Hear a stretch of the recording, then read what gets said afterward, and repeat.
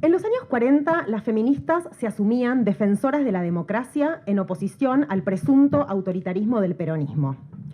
Hoy, el evento en el que se enmarcan estas clases magistrales, Nosotras movemos el mundo, lleva por consigna por la democracia. Y si en cada caso democracia significa algo diferente, feministas también.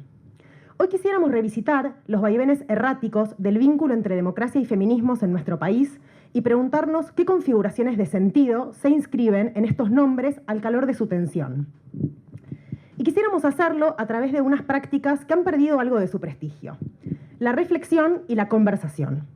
Y creemos que para reflexionar y para conversar se necesita un poco de pasado, un poco de presente y un poco de porvenir. Es decir, la historia, el compromiso, o lo que es lo mismo poner el cuerpo, y la confianza. Reflexionar y conversar es siempre algo intempestivo, como dijera Nietzsche, dentro de su tiempo, contra y por encima de su tiempo, en favor de un tiempo venidero. ¿Cómo desandar la histórica relación antagónica entre el nombre feminista y el nombre peronista? ¿Qué horizontes políticos abre el retorno de la democracia, tanto para las feministas como para las mujeres peronistas? ¿Qué configuraciones de sentido habilita la masificación de los feminismos del presente? ¿Qué feminismos advendrán y ya están adviniendo y qué esperanzas prometen? Este ciclo, Feminismos y Democracia, del pasado, del presente y del porvenir, consta de 4 clases magistrales. Hoy, peronistas de la resistencia al feminismo, con Mabel Dileo y Adriana Carrasco. Mañana, viernes a las 18 horas, el malestar en los feminismos del presente, la masificación y sus implicancias, con Laura Klein y Natalia Martínez. Y el domingo a las 16:30, Feminismo Popular para la Transformación, con Florencia Lampreave y Georgina Orellano. Y a las 19, Peronismos y Feminismos, Te amo, te odio, dame más, con Mercedes Barros y Valeria Caruso. Alguien en las redes sociales comentó soñado. Y la verdad que sí, este ciclo de charlas es un poco un sueño que se fue materializando al calor de la premisa aprendida en la militancia de Burlingame. Lo soñamos, lo hacemos. Nada de esto habría sido posible sin la voluntad política y la cabeza de Gabriela Borrelli, la minuciosa labor de Ailín Bosco y las tareas de producción, logística, administración y técnica de los trabajadores de este hermoso Centro Cultural Néstor Kirchner, puesto en marcha el 24 de mayo de 2010 como Centro Cultural del Bicentenario e inaugurado el 21 de mayo de 2015 bajo la segunda presidencia de Cristina Fernández de Kirchner. La charla de hoy, como les decía, se llama Peronistas de la resistencia al feminismo. En 1983, Susana Valle, hija del general fusilado en 1956, pone en contacto a la militante de la resistencia peronista Mabel Dileo con la feminista Inés Cano en la redacción del diario La Voz. Ambas tejen la idea de organizar la multisectorial de la mujer y reunir a feministas, políticas, sindicalistas y militantes de derechos humanos y organizar la primera movilización del 8 de mayo en Buenos Aires. Una genealogía que se proyecta hasta nuestros días en el encuentro plurinacional de mujeres lesbianas, travestis, trans, bisexuales, no binarias e intersexuales. Adriana Carrasco es periodista, las presento, aunque, bueno, quizás no haga falta, pero las voy a presentar igual. Es periodista, militante feminista lesbiana, escribe en Soy y Las 12 de Página 12 y otros medios, recibió el premio Lola Mora a la trayectoria periodística 2021, integró la multisectorial de la mujer y la comisión promotora del primer Encuentro Nacional de Mujeres en 1986. Editó los Cuadernos de Existencia Lesbiana, la primera publicación lesbiana feminista argentina. Y Mabel Dileo comienza su militancia política en la Juventud Peronista de Vicente López en 1955 o antes, ahora vamos a chequear.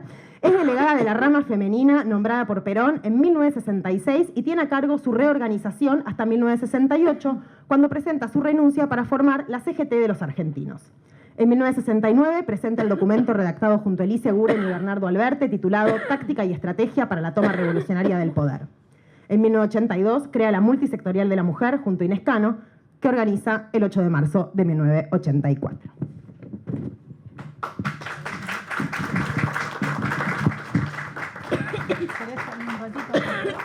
No. ¿Está bien? Bueno. ¿Tiene que ser ahí? Bueno, ¿cómo están? Bueno, estuvo interesante la síntesis. Voy a evitar hablar unos minutos entonces. A ver, vamos al año 1982. Pues vamos a dividir esto en bloques. Vamos a empezar a hablar primero de en realidad va a hablar Mabel, ¿no? De la etapa de la multisectorial de la mujer. Después vamos a retroceder en el tiempo, vamos a ir al golpe de 1955 y la resistencia peronista, 1956, el grupo de la JP de Vicente López. Después vamos a pasar al tema de la rama femenina y finalmente CGT de los argentinos. Vamos a tratar de que Mabel sea breve en cada bloque, aunque ya me aclaró que las notas al pie son más ricas que el texto principal, así que probablemente hable más de las notas al pie. Y va a estar abierto a preguntas. Por eso vamos a tratar que los bloques sean cortitos, con, digamos, una información básica. Yo la voy a parar a Mabel cuando mencione nombres que por ahí las personas más jóvenes no conozcan, porque no vamos a presuponer que todo el mundo acá es peronista o leyó todo, conoce la historia del peronismo o le contaron en la casa. Entonces, bueno, arrancamos entonces. Voy a hablar de mí.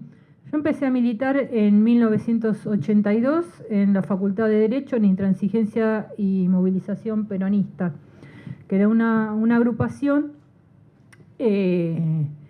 que recibía a los militantes de la tendencia, montoneros y demás que empezaban a volver del exilio. ¿Y que dirigía Sadi? Sí, que se reunía en el estudio de Vicente Leónidas Sadi, un estudio que estaba en la calle Paraguay y Talcahuano, sí, en la calle Paraguay y Talcahuano. Yo me sumo al grupo que de alguna manera refundó la JUP en la Facultad de Derecho y bueno, participaba de esas reuniones.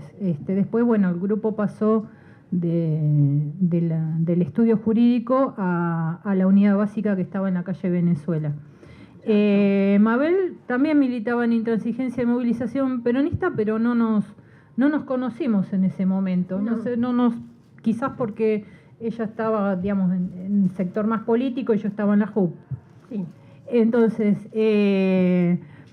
después que Patti asesina a los compañeros Cambiaso y Pereira Rossi. Por ese motivo no me viste. A Cambiaso y Pereira Rossi, sin decirme nada, mi padre... Yo fui la que traje la información sobre quién había matado, cómo habían matado a Cambiaso y Pereira Rossi. Entonces el doctor Sadi, que fue con el doctor Solano Lima a hacer la denuncia, me pide que no salga mi nombre publicado porque para que no me fueran a buscar. Y entonces por eso no me viste. Después que pasó... Claro, a Susana Valle sí la veía. Claro, después que pasó... No. Es que ni Susana Valle se dio cuenta que era yo, porque yo grabé un cassette donde le informaba a Intransigencia y a todo el mundo de cómo habían muerto Cambiaso y Pereira Rossi, que habían sido fusilados por Patti, el Patti que conocemos todos. Y vamos todos los mismos nombres, vos fíjate, nombres de Catamarca cuando fue lo de María Soledad, claro, el gobierno de los Sadi, lo mandan a Patti allá. Fue el que mató a 50 centímetros, le disparó a Cambiaso y Pereira Rossi. A mí viene una persona de mi amistad, que era policía de la provincia de Buenos Aires, y me viene a decir, Mabel, pasó tal cosa. Cambiaso y Pereira Rossi están en una comisaría en Lima y los van a enterrar como NN. Dice, avisa a quien tengas confianza para saber que no los lleguen a enterrar. Entonces yo, la verdad que no dudé, inmediatamente lo llamé a Vicente Leónidas Sadi y le dije, doctor, tengo algo para contarle. Bueno, ¿cómo no, Mabel? Venga. La verdad que de él tampoco puedo decir nada porque ni siquiera me preguntó qué viene. No, nada. Yo fui al estudio jurídico, el que ella acaba de mencionar, y le conté lo que me había dicho este policía. Un error que cometí fue decir que los habían sopleteado, porque el policía me dijo esa palabra, los asesinaron, pero me mencionó sopletear, y yo cuando se lo cuento a Sadi, digo esa palabra. cuando él me pide que todo lo que yo le dije lo grabe en un cassette, porque él iba fueron con ese cassette a la Casa de Gobierno, el viejo Sadi y el Solano Lima, el que después fue presidente, y justo el ministro del Interior, que era un milico, salía y le dice, no, le dice Sadi, no se vaya porque le traemos noticia, y le pasan el cassette. Imagínense, pero después dedujeron que había sido un policía quien me había contado a mí por la palabra sopletear, que era de la jerga. Cuando los de movilización peronista escuchan el cassette, Susana Valle dice, es la voz de una nena, yo la conozco, me suena esa voz, pero no me reconoció, no pudo reconocerme. Y fíjense, es el día de hoy, en donde esté esa causa, está el cassette grabado por mí, diciendo que los habían matado en Lima, que estaban por enterrar los CNN, y realmente fue un batacazo, porque en ese momento el gobierno tuvo que volver atrás, los milicos tuvieron que volver atrás todo el tema de Cambiaso y Pereira Rossi, ¿no? Bueno, por eso Susana no había reconocido mi voz, y por eso yo no aparecí. Sadi me dijo, Mabel, quédese en su casa unos días por la voz, porque no le reconozcan la voz. Sí, interesante ver también, ¿no? Lo de Catamarca, cómo apareció eso, después le mandan a Patti, qué sé yo, ¿viste? Yo me peleé con son los mismos nombres, o yo sea, me peleé con el que trabajando, decía que era novio de Soledad. trabajando el caso ahora, digo, pero... Y todo esto, claro, con el diario del lunes todo es más fácil, pero bueno, nada, dejemos la investigación para otra cosa. Yo me lo encontré en un Carrefour, al novio de Soledad Morales, la piba esta, que la mataron. Y bueno, lo vi con el carrito haciendo compras. Espérate, cachito. Y le empecé a gritar, asesino, ¿cómo todavía viene a hacer compras? La gente, yo estaba con mi mamá, la gente se acercaba y me decía, ¿quién es? ¿Por qué le dice asesino? Me preguntaban, no lo reconocían. Digo, pero no se acuerda Soledad Morales, a los gritos, ¿eh? No se acuerda Soledad Morales. Este es el que dice que la mató, que dicen que la mató, que estuvo en preso. ¿Ustedes saben lo que hice? Mi mamá me agarró de un brazo, dejamos el carrito y nos fuimos. Porque lo rodeó la gente, no lo dejaban salir. Yo dije, a este lo cascan. Y el que estaba con la novia, estaba con la novia, y la novia me decía, puta, ¿por qué le gritas así? Él no tuvo nada que ver, la novia. Me gritaba a mí. Entonces mi madre dice, acá se va a armar un quilombo. Y entonces nos fuimos, pero al tipo lo echaron del Carrefour. Bueno, volvamos, pues si no después no va a quedar tiempo para las preguntas. Bueno, entonces, en Intransigencia resulta que, bueno, yo estaba militando ahí, ocurre todo esto, y mi padre, que militó de joven, y nunca me quiso contar ni hablar nada, ni de su militancia, ni ¿no? Dijo una sola palabra de la mía, me regaló Recuerdo de la Muerte. Y yo lo leí y me enteré de la contraofensiva. Digo, ¿qué carajo hago acá? Digo, me quedó como que yo no podía creer, digamos. Eso además, bueno, otras cosas, digamos, que pasaron también en esa época, cuando fue la marcha de la multipartidaria, ¿viste? Y nos habían dado que mataron a Dalmiro Flores y nos habían dado la orden de permanecer en la plaza. Sí, yo hice una día de huelga de hambre. Yo era una chica de 18 años y una dirigente me da a leer un papel donde yo tenía que sostener delante de los compañeros que teníamos que permanecer en la plaza y qué sé yo. Y esa tarde están las fotos de los compañeros, empezaron a romper todo y está una foto con los compañeros tratando con una valla de entrar a Casa de Gobierno. Bueno, nada.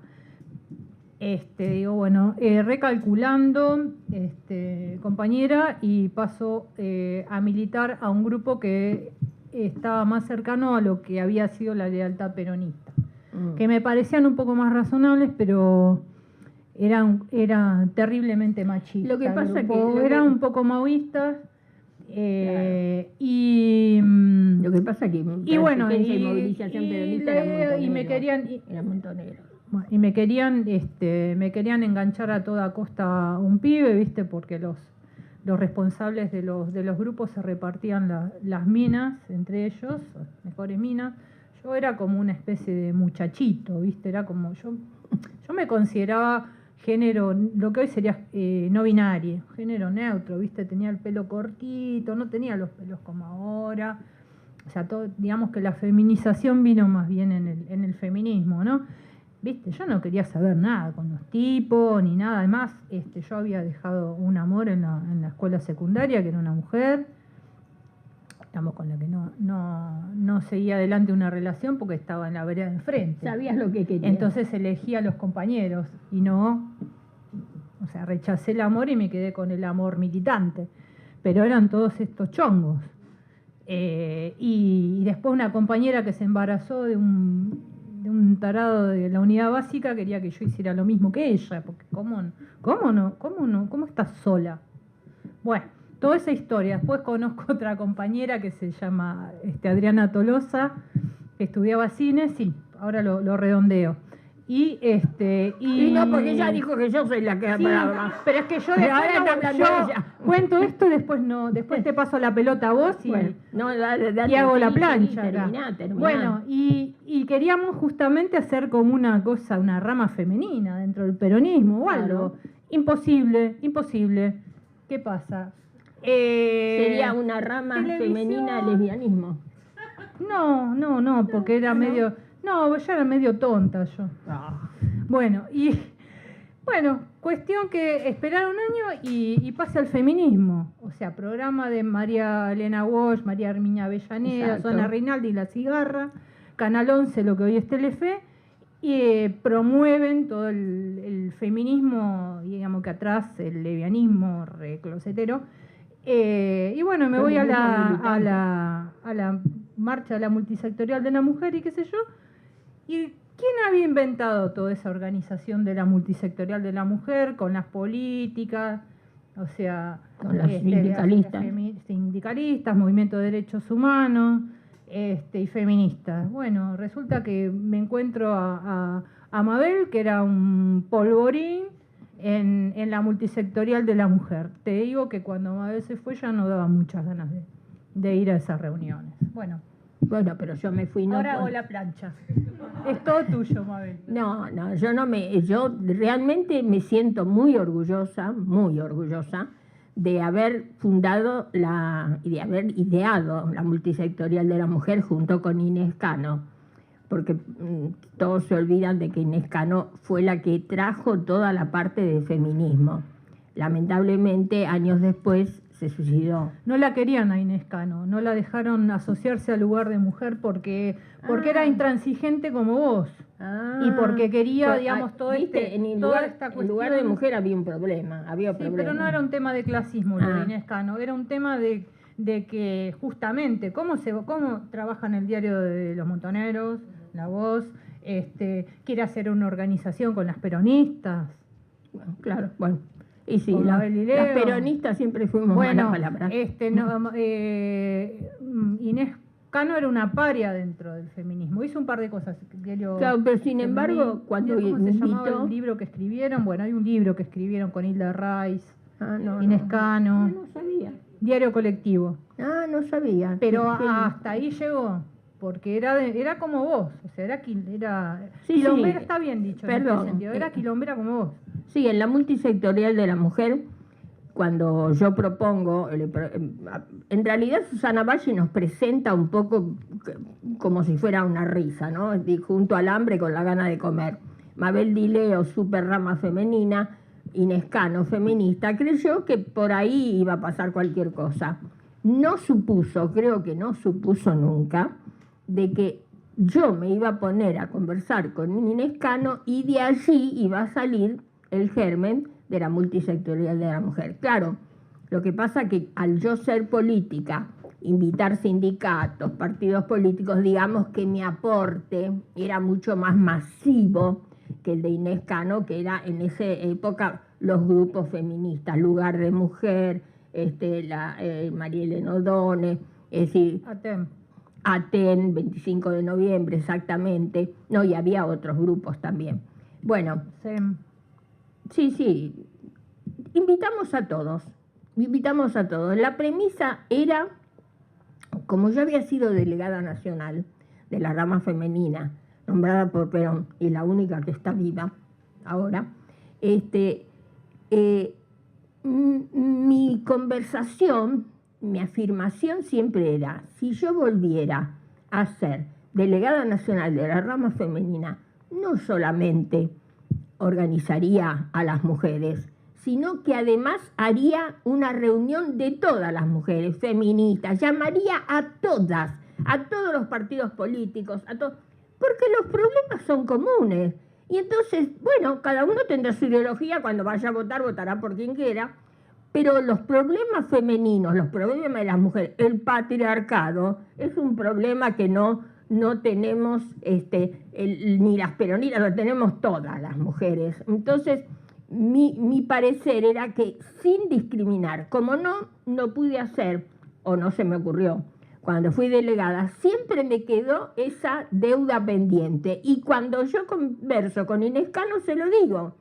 Mirá, yo siempre me creí que no había terminado bien la organización porque no había llamado a todas. No había hecho un llamado amplio a todas las mujeres, ¿no? Todos los problemas que tenemos las mujeres. Bueno, es así que nace. Ella me dice, bueno, yo si te parece, invito a todas las mujeres feministas que conozco, y yo me dediqué a invitar a todas, primero de todas, a las mujeres sindicalistas, que militaban en sindicatos y no le daban bola. Por ejemplo, Inés Enate, Laura no sé cuánto, no me acuerdo el apellido, Barrio Nuevo, que era en Sanidad, que después todas fueron dirigentes, inclusive cuando la CGT de los argentinos ocuparon lugares. Bueno, inclusive algunas fueron diputadas también, ¿no? Así que tan mal no las elegí a las compañeras. A partir de que empezamos a hablar así, primero medio entre casa y después ya orgánicamente, se acercaba el 8 de marzo de 1984. Y ahí fue cuando nos tiramos, digamos, hoy diríamos, tiramos toda la carne al asador. Tratamos de organizar un acto que realmente fuera memorable. Muchas compañeras querían que el acto ese lo hiciéramos en honor de las madres de Plaza de Mayo.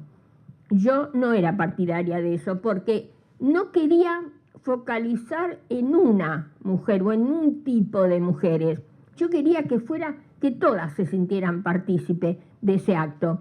Y así fue.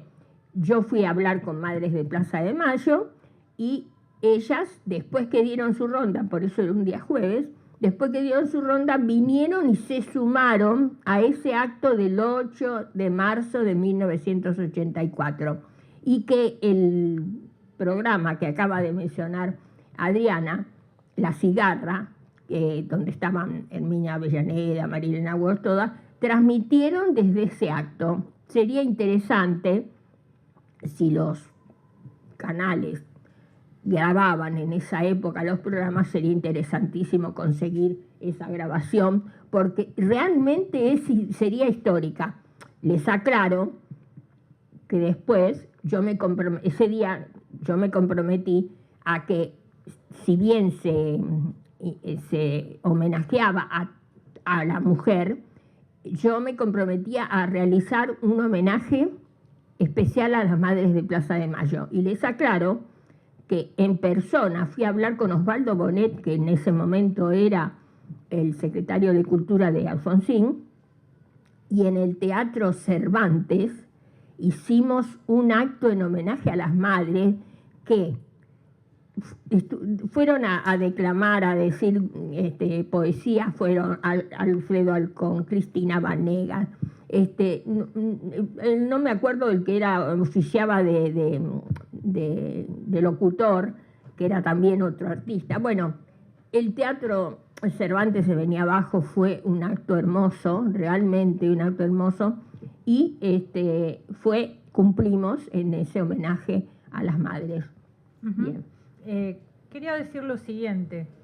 respecto de los encuentros nacionales de mujeres, hoy plurinacionales, con todas nuestras identidades, ¿no? Son lo que... Claro, o sea, en realidad, si ustedes van a Wikipedia, y esto te lo sostiene medio mundo, en Wikipedia no dice ni una palabra acerca de que los encuentros se cranearon en la multisectorial de la mujer. Exacto. Ahí fue donde se pensaron, se tejieron, se cocinaron. En Wikipedia te va a decir que fue consecuencia de la conferencia de Nairobi, qué sé yo, qué sé cuánto, todo las conferencias de Nairobi fueron argentinas. Sí, claro, ya sabemos quiénes. A Nairobi, o que el encuentro de Bertioga, ¿viste? Me acuerdo. La verdad que no tenía un mango para ir a Bertioga, sí. sí, debe haber estado hermoso ir a tortear a Bertioga, Nelly pero había que pagarse el viaje. Nelly Casas, todas esas que estaban, esas Cuestión periodistas. que, claro, pero de la multisectorial no dice nada, o sea, de todo lo que es producción nacional y donde puedan estar metidos peronistas y sobre todo peronistas de izquierda, no aparece todo eso energizado internacional y no sé cuánto. Bueno, por eso creo que es muy importante retomar esto y señalar que los encuentros en realidad se cranearon en la multisectorial de la mujer. Incluso está la prueba de que las inscripciones al primer encuentro nacional de mujeres eran en las oficinas de Corrientes 1485 primero A, que era la oficina de Elena Chalidi, la del Partido Socialista, que prestaba su oficina, la ingeniera, y que es la que heredó la biblioteca de Alicia Moro de Justo, y que era la que facilitaba los espacios de reunión de la multisectorial. Eso se ha borrado de los registros. ¿Por qué? Bueno, porque evidentemente se le quiere dar un tipo de sesgo más del funcionariado, no sé cuál es la palabra exacta, internacional. Y se le ha despojado de los tejes nuestros. Perdón, ¿no? Lo que pasa que en el año 75 las Naciones Unidas decretaron la década de la mujer, que sería desde el 75 al 85. Nosotros estábamos en el 84, así que de alguna manera, al hacer la multisectorial, estábamos cumplimentando lo que había pedido las Naciones Unidas respecto a la mujer en todos los países. Sí, igual ahí yo soy muy de hacerme autocríticas de militancias anteriores. Yo creo que ahí le metimos un pifie y que hubo que darle un giro nuevamente para transformarlo en el Día Internacional de las Mujeres Trabajadoras, que fue, digamos, aquello de lo que se lo despojó a que era el motivo, mujer. Es lo mismo que el 25 de noviembre, que el 25 de noviembre es el Día de la Lucha contra las Violencias, violencia contra la mujer, o como quiera llamarlo, y en realidad las asesinadas, las hermanas Mirabal, eran militantes políticas y se las asesinó por militantes políticas, no por tener vulva o ser mujer, claro, o lo que sea. Es como que que hay una línea que lleva a quitarle determinadas cosas que tienen que ver con la clase, con la territorialidad y con la militancia. Pasteurizar. Bueno, o sea, hacerla que las mujeres somos todas, viste, no, suavecitas, no molestamos, conmemoramos a las de Chicago, pobrecitas, que el patrón de la fábrica las quemó viva, no, pero conmemoramos esto del 8 de marzo, pero que las mujeres sean muy cumpliditas, no molesten, no digan nada, hagan sus actos, hagan todo, pero digan nada, no. Eso no. Sí, y de ahí pegamos el giro al feminismo actual, donde el sujeto es la víctima y no las luchadoras que salimos a la calle a pelear. La multisectorial de la mujer se hizo como lucha, como la lucha de las mujeres en la política.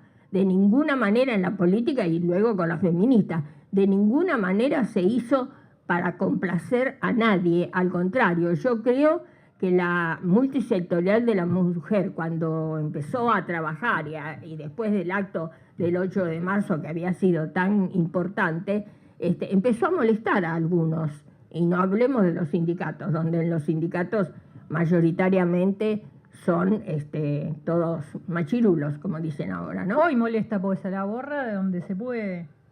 Y porque no hay mujeres, ustedes vieron, bueno, sí, ahora debe haber alguna mujer secretaria general, pero ustedes vieron los sindicatos importantes, alguna mujer que haya llegado a ser secretaria general, no, y eso da la pauta de que no le da. Por eso estoy con lo que dijo ayer Rita Segato, aunque algunas no estén de acuerdo o algo así. Compañeras, si no tiramos abajo el patriarcado, nunca vamos a conseguir nada. El patriarcado nos frena, no permite que la mujer desarrolle sus ideales. Mi padre me decía cuando yo tenía 12 años, caballo que alcanza, ganar quiere. Vos estate segura que el futuro del mundo es de las mujeres. Me lo decía mi padre, un varón. Así que, sí. Y ahora de las mujeres, les trans, de no binarias, las tortas, les tortes. Tuve un padre que pensaba así, que el mundo futuro, decía, el mundo futuro es de las mujeres. Una mujer tiene el parto, una mujer soporta todo. Con los dolores, las cosas que soportan unas mujeres, un hombre no viviría. No, dice, si un hombre tuviera hijos, nunca nacería el segundo.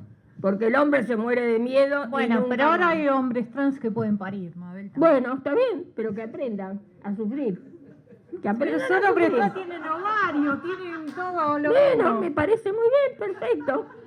Pero que sufran la menstruación todos los meses, que sufran tener el parto. Lo sufren, Me parece bárbaro. Los varones trans también lo sufren. No como creen los hombres que ser mujer es muy fácil. No, si la mujer va a la peluquería, hace ejercicio para tener la silueta y ya está contenta. No, mentira. Ahora somos plurinacionales. Bueno, somos plurinacionales. Por eso les dije yo al principio, estoy orgullosa de haber sido, por lo menos en ese momento, no sé por qué se me ocurrió, no me digan, porque podría haber dicho, rearmemos la rama femenina, tranquilamente, pues estaba con Susana Valle, estábamos en La Voz, que aportaban económicamente, bueno, podríamos haber dicho, reorganicemos la rama femenina, y no se me ocurrió. Dije, no, hablando con Inés Cano le dije, no, porque si yo fuera delegada de nuevo invitaría a todas, entonces invitemos a todas. La que quiera aceptar que acepte y la que no. Bueno, si hubo alguna, la verdad, que debo decir que si hubo alguna que medio no de las feministas no querían algunas, hubo algunas que fueron medias difíciles, pero al final tuvieron que reconocer que se les daba lugar, que se les escuchaba, porque siempre el prejuicio era las políticas son manejadas por los hombres, y entonces no, ¿cómo vamos a estar con las políticas que las manejan los hombres? Cuando nos escucharon, o por lo menos me escucharon, se dieron cuenta que a mí no me manejó nunca. Desde que tengo uso de razón y milito en política, jamás me manejó un hombre. Y por eso quizás no he llegado a algunos lugares que debería haber llegado como política. Porque para los hombres, inclusive en la época de Menem, cuando estaba Bauzá de secretario de la presidencia, sé seguro que fueron unos compañeros a proponerme para Secretaría de la Mujer. Y el señor Bauzá le dijo a la compañera Mabel Dileo, una compañeraza, pero ingobernable. Y entonces apareció otra compañera, que no la quiero mencionar porque no quiero que...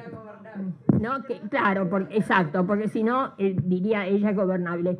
Pero, es decir, el rótulo mío fue ese, ingobernable.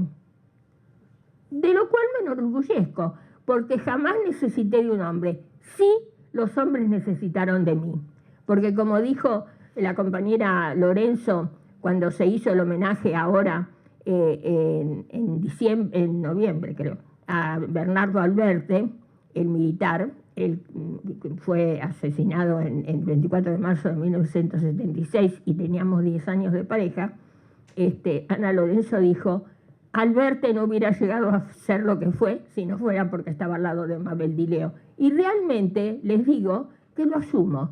Sí, porque Bernardo era un excelente militar, era un excelente aprendiz de político, pero le faltaba mucho conocimiento del movimiento. Había sido decán del presidente, había estado, digamos, en un nivel de militancia política que no había estado en contacto con dirigentes. Entonces, cuando adviene como secretario general del movimiento, yo era delegada de la rama femenina. ¿En qué año? En 67. Bueno, cortamos un poquito acá, Alberte. Vamos a 1955, golpe gorila contra Perón, bombardeo. Yo estaba en tercer año. Antes, bombardeo Plaza de Plaza Mayo, de 16 de 16 junio de de junio. 1955. Y bueno, Yo tuve que dejarme la monja, iba a colegio de monjas. Sí, como todas vamos a colegio de monjas. Todas las rebeldes vamos a colegio de monjas. No, yo fui a la escuela normal. No, pero fíjate que la mayoría de las artistas, las más descocadas, todas fueron a colegio de monjas. Pero yo soy una torta reventada, fui a la escuela normal. No, yo también fui a escuela normal, soy maestra normal. Pero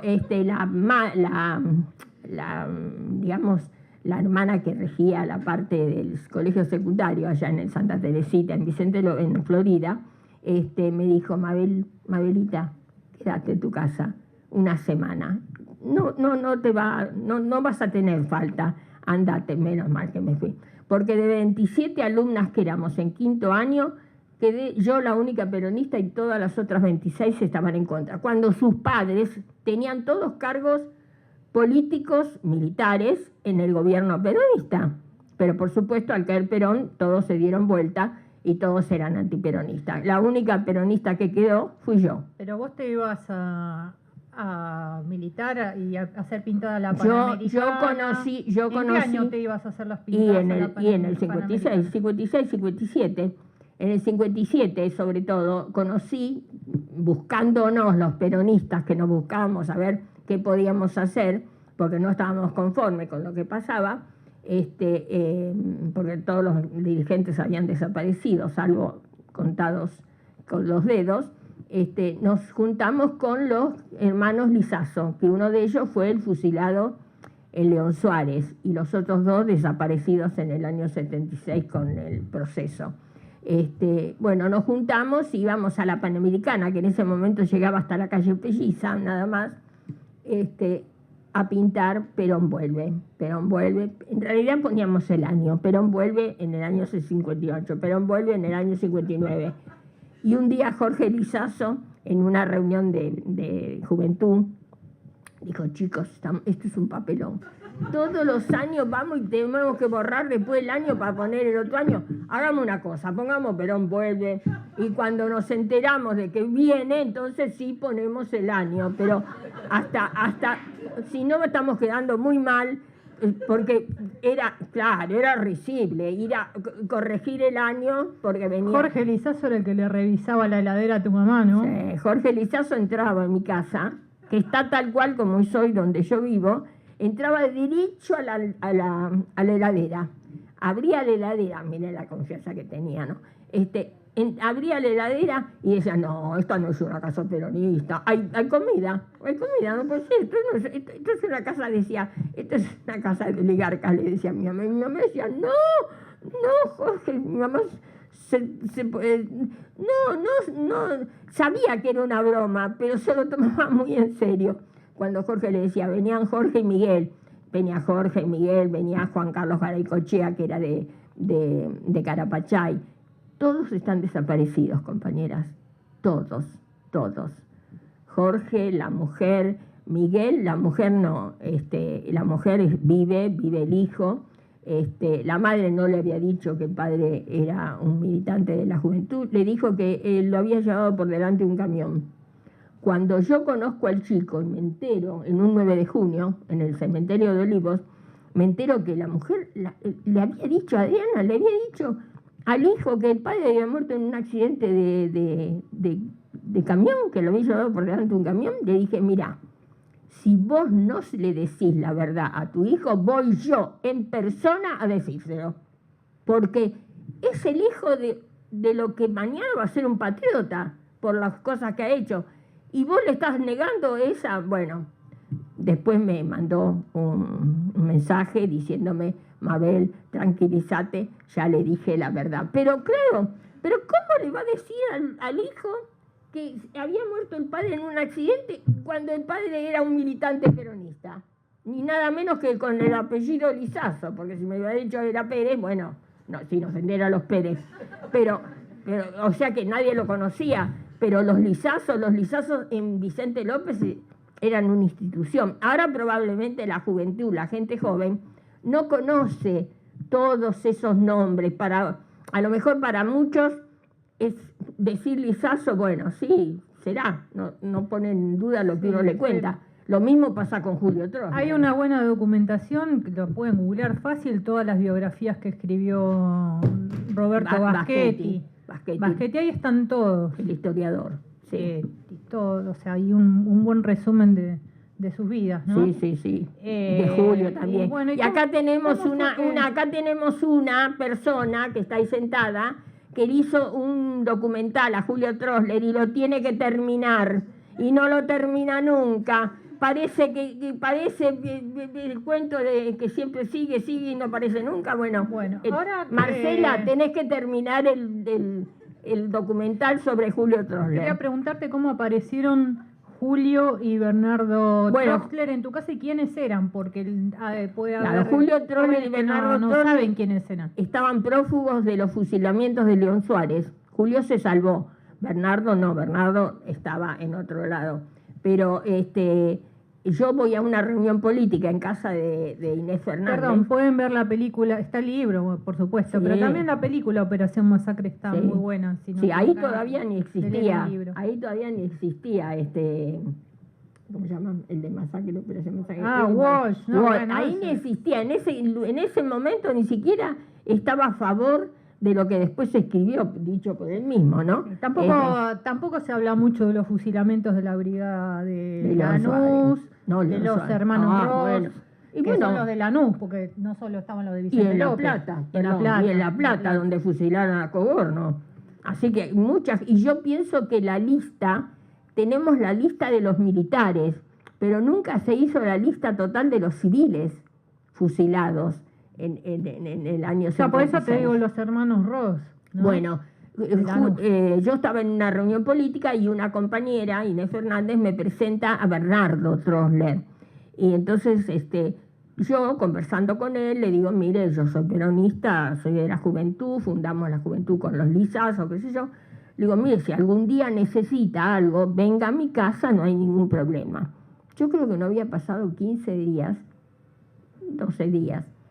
Y una noche, a las 10 de la noche, tocan el timbre en mi casa, va a abrir mi papá, y era Bernardo Trossler. Y le dice a mi papá, vengo porque Coca Mabel nos invitó. Entonces mi padre me manda a llamar y me dice, ¿vos le dijiste que viniera? Ah, sí, yo ni había dicho nada en mi casa. Sí, los compañeros están prófugos. Mi papá era de la Policía Federal, no se olviden. Era policía. Y bueno, yo le decía Gestapo. Y entonces, sí, mi padre era de la Gestapo. Y entonces, cuando voy, mi padre dice, el señor dice que te conoce. Sí, papá, yo le ofrecí. Bueno, pase. Y lo invita a cenar. Y Bernardo, no bien entró, le dice, mire, en realidad yo no vengo por mí. Vengo por mi hermano Julio, el real salvado de los fusilamientos. Dice que está con una gripe que no se puede tener en pie. Y como estamos durmiendo en los yuyos al costado de las vías del tren, mi hermano, con la gripe que tiene y la fiebre que tiene, se va a enfermar de neumonía. Así que yo le pido, no a mí, sino que le haga un lugar a mi hermano Julio. Julio estaba en la esquina esperando los resultados. Entonces mi padre le dice, pero escúcheme, ¿usted tiene algún problema de estar con su hermano? No, ninguno. Bueno, entonces vengan los dos. ¿Por qué viene usted a pedir por su hermano se queda y usted se va? ¿Y usted a dónde va?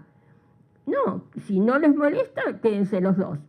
Les aclaro que estuvieron 3 años en mi casa. Es más, cuando Julio lo matan ahí en Barracas, en su llavero tenía la llave de mi casa, porque mi padre le dijo, no, Julio, no nos la devuelva, porque usted no sabe el día que la va a necesitar y por lo menos con la llave entra. Si lo vienen Habían siguiendo... pasado como 20 años de aquella vez, ¿no? Del 50 y pico al 74. No, fue la semana anterior, fue el domingo anterior a que lo mataran, Lo que en el digo es 74. que Troxler lo mataron en el 74, pero Claro, cuando se iba a septiembre. esconder a tu casa estábamos en la década del 50. Estábamos en la del 56, Por eso, la de como- Revolución o sea, de como que Valle. pasaron 20 años que, Claro. o sea, que se la pasó escondiéndose en tu casa. Así es, estuvo prófugo en Bolivia 2-3 años y después volvió y siempre estuvo prófugo, Julio. Yo lo conocí siempre prófugo. Es más, mi prima y yo lo acompañábamos porque Julio no tenía un peso. Ninguno de los dos hermanos, porque no cobraban ni siquiera la pensión militar. Y con mi prima, que mi prima trabajaba en Aceros Estiria y yo en el Tribunal de Cuentas de la Nación, salíamos con Julio, nos turnábamos mi prima o yo, para pagarle el boleto, porque si no se iba caminando de Olivos, de mi casa, hasta donde fuera.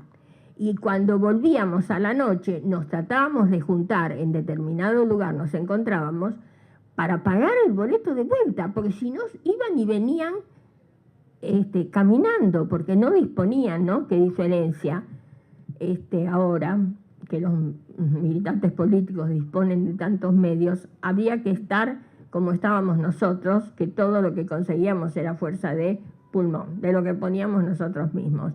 Pero Julio estuvo viviendo 3 años en casa y, como les digo, para nosotros ya era de la familia.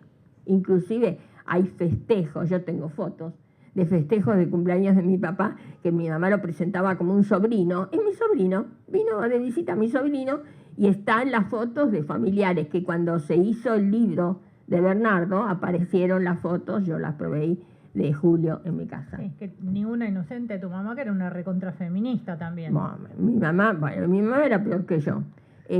Además tenía una pared en mi casa donde estaba, escuchen, San Martín, Rosas, Perón, Rommel.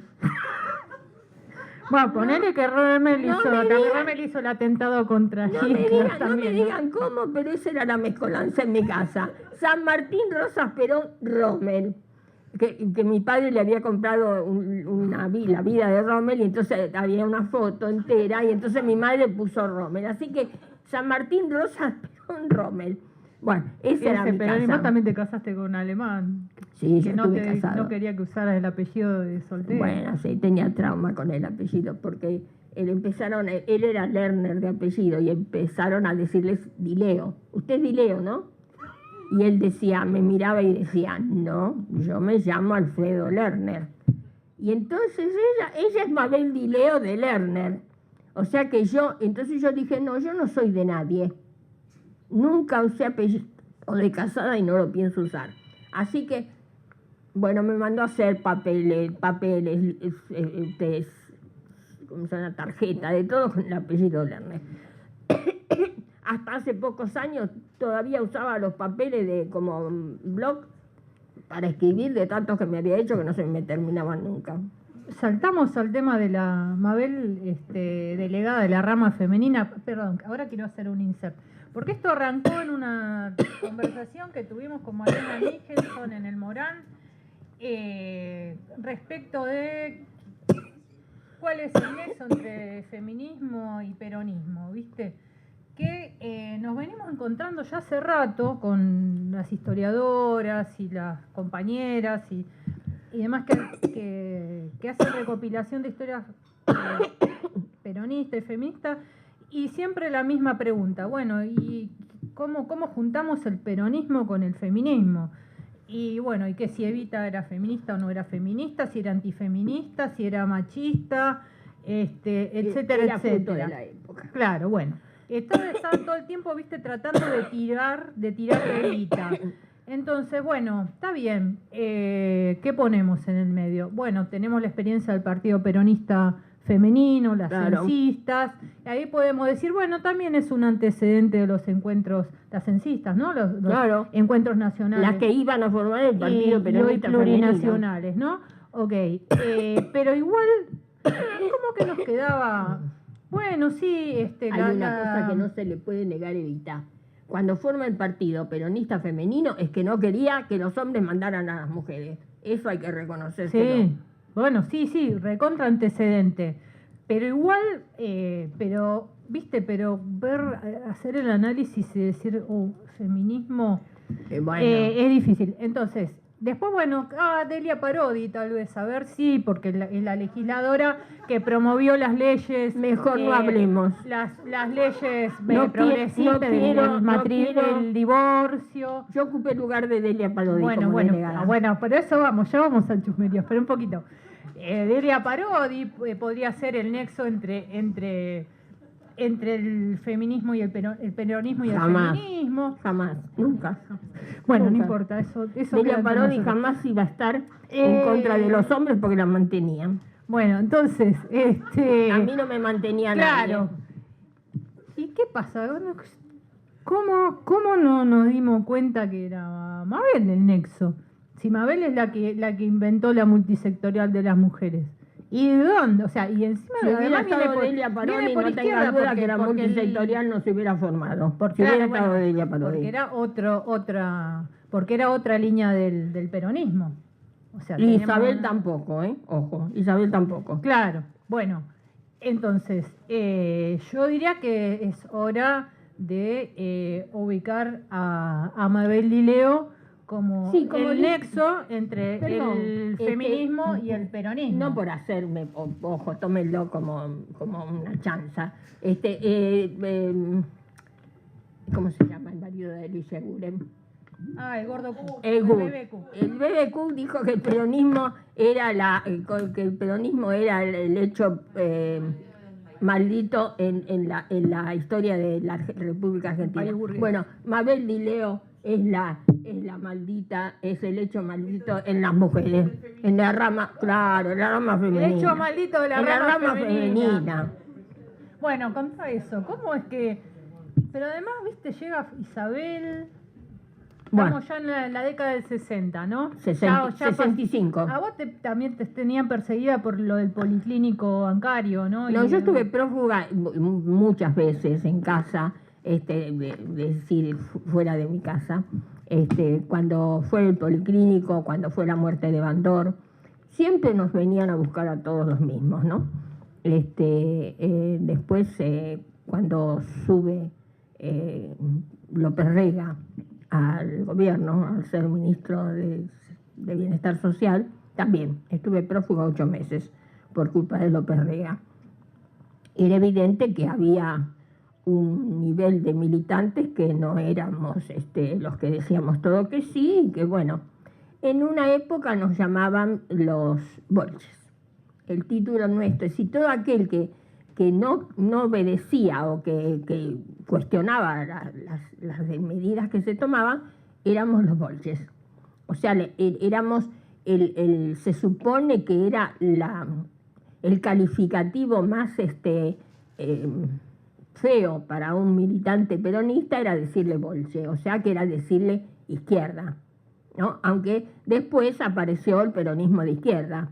Yo puedo decir, y lo digo con mucho orgullo, cuando en 73 se vota por Perón, después que Cámpora y el viejo renuncian, y el viejo Solano Lima renuncian, votamos por Perón. Y es el Colorado Ramos hace un partido político, improvisa un partido político que votaban por la Patria Socialista. Jorge Abelardo Ramos. Sí, Jorge Abelardo Ramos. Pero cual tenía un seudónimo que era Víctor Almagro. Y entonces forma el partido para... Sí, firmaba como Víctor Almagro. Hace el partido para aquellos que están a favor de la Patria Socialista. Y puedo decir, aunque algunos me han dicho que es una vergüenza, que no hay que decirlo, yo voté por la Patria Socialista. O sea, y fuimos, en total, los que votamos en todo el país, fuimos 1.600.000 nada más de los que votamos por la Patria Socialista, lo que éramos poquísimos, ¿no? Creo ¿Un que, millón? 1 millón, creo que Perón, sí, 1.600.000. Poquísimos, pero que eran 25 millones de habitantes. Bueno, pero Perón ganó por el 62%, Bueno, probablemente. Pero no es la colectora miren a de qué Frejulis. extremo. Pará. Perdón, pero ¿No es la no. colectora de Frejulis? Déjame que. Sí. Era sí, colectora. Pero ¿saben qué pasa? ¿A qué extremo digo yo el tema de ser o no izquierda en el peronismo? Bernardo Alberti me lleva a votar.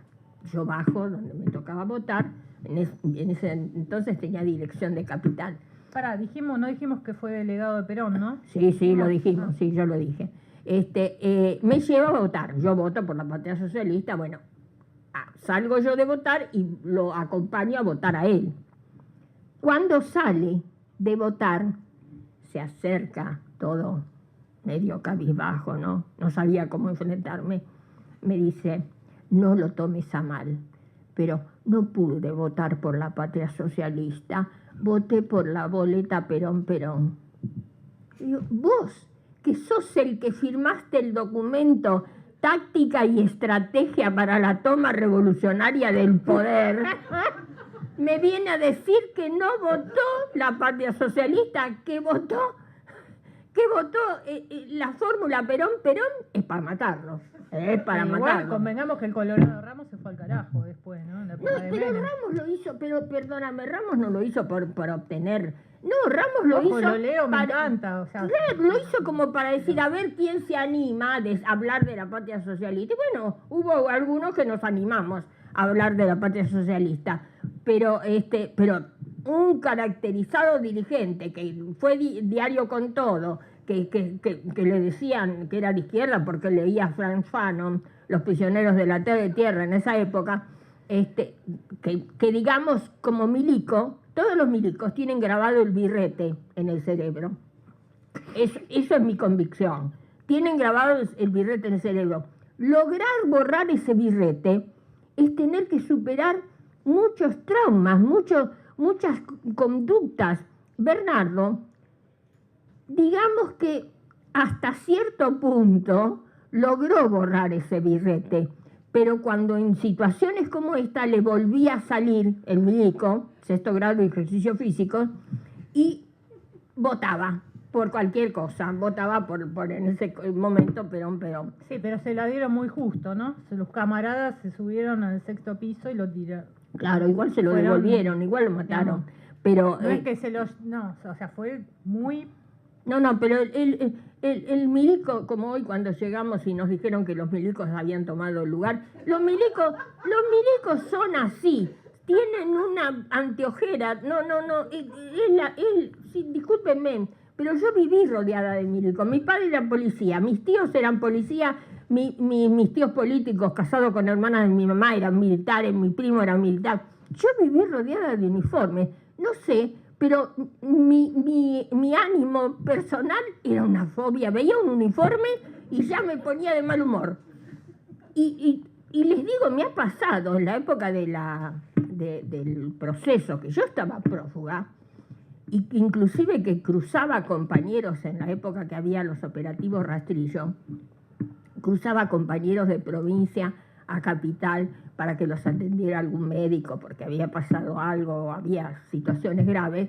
Y yo me acuerdo que en una oportunidad me para un soldadito en el Puente Saavedra y yo me bajo y lo empiezo a... ¿Pero por qué le pasó? ¿Por qué me la paró? El tipo realmente se asustó. No, señora, no se haga problema, vaya. No, si yo con usted no tengo nada. Y yo llevaba arriba mío un tipo que estaba con un disparo. Pero es porque, les aseguro, una vez me paró un policía y me dice, esta no es usted, le muestro la cédula. No, el coso para manejar, el permiso para manejar. Me dice, esta no es usted. Claro, porque en la foto del registro estaba con pelo oscuro negro, que era mi pelo. Pero en ese momento estaba con una peluca. Me dio tanta bronca que hice así. ¡Crack! Me saqué la peluca y le digo, ¿soy yo o no soy yo?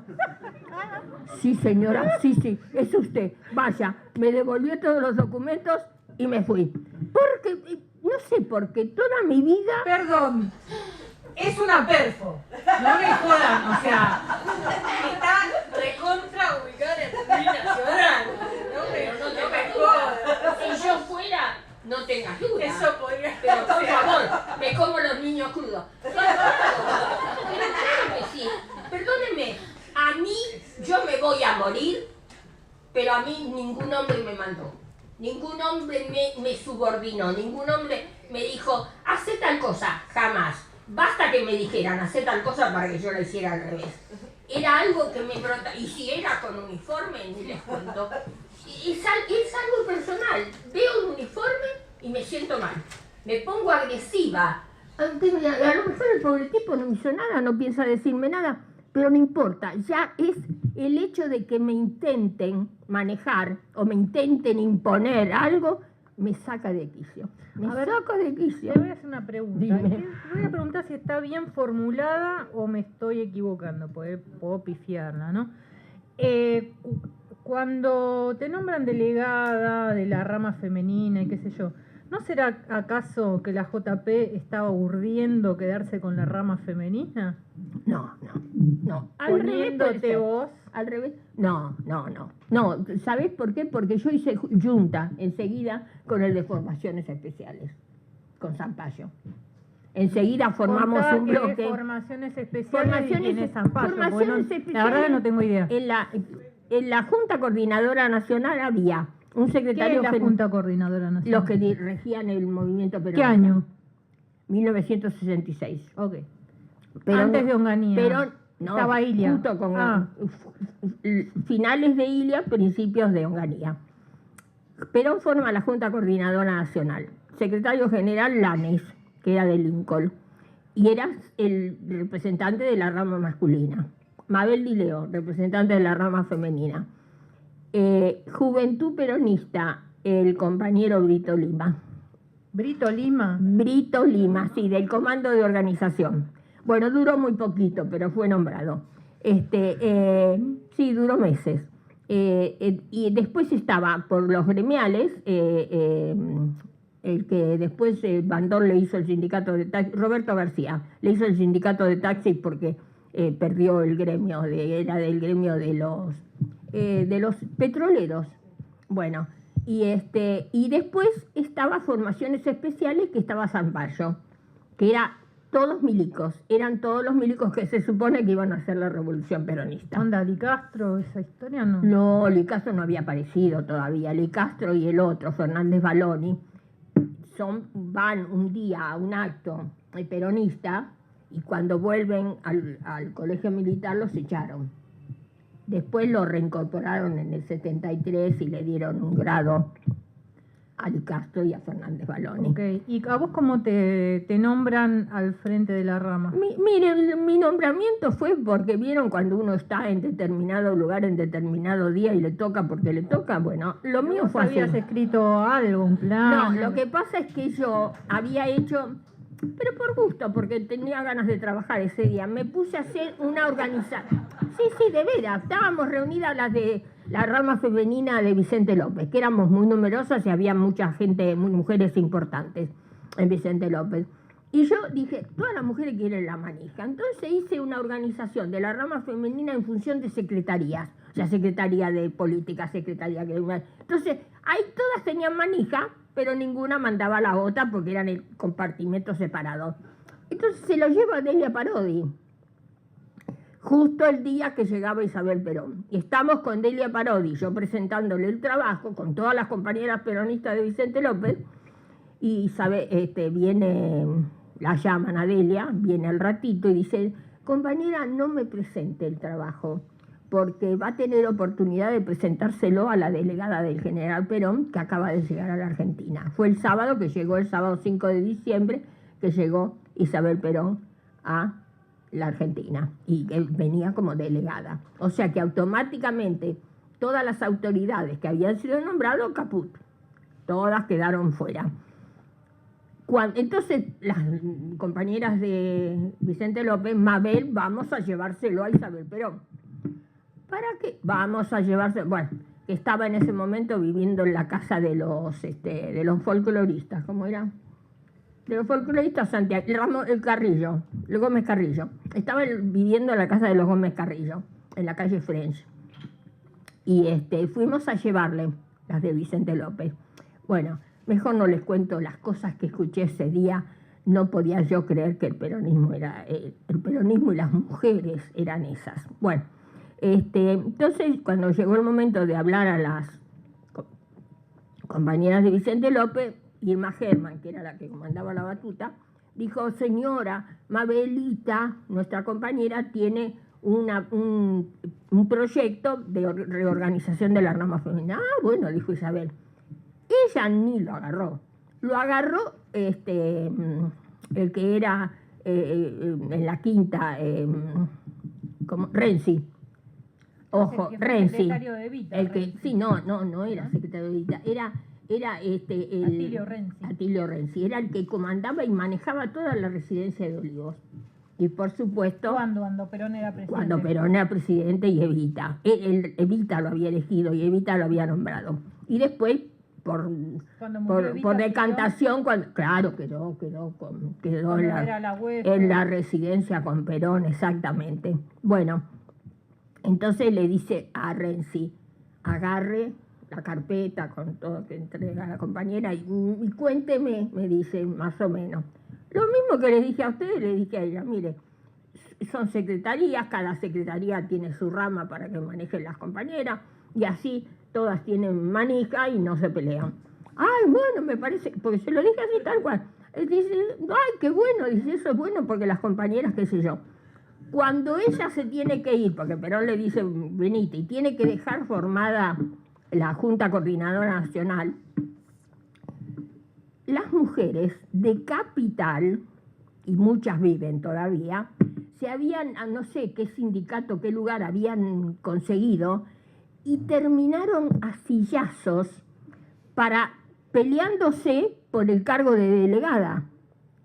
Es decir, se juntaron adentro de una habitación y dijeron: la que salga viva es la delegada. Es lo de la policía de la ciudad. Perdón. Les puedo mencionar 3 o 4 compañeras. ¿Ustedes se quejan de la policía de la ciudad? Pero perdón, se quejan. Yo les puedo nombrar 3 o 4 mujeres que estaban en esa reunión y que aún viven. Y el otro día estaba leyendo Facebook, estaba mirando Facebook y estaba diciendo no sé qué cosa de la mujer y una de ellas escribiendo. Se agarraron a sillazos. ¿Cómo podía salir de ahí la futura delegada de la rama femenina? Entonces, Renzi, que estaba con Isabel, le dice: sí, pero está la compañera Mabel de Vicente López que trajo el trabajo. Ah, vaya a verla. Entonces vino Renzi a mi casa y me dijo: Mabel, Isabel, por el trabajo que usted entregó, me dice, vengo a ofrecerle el puesto de delegada si usted lo quiere, si usted acepta. A mi casa vino Renzi.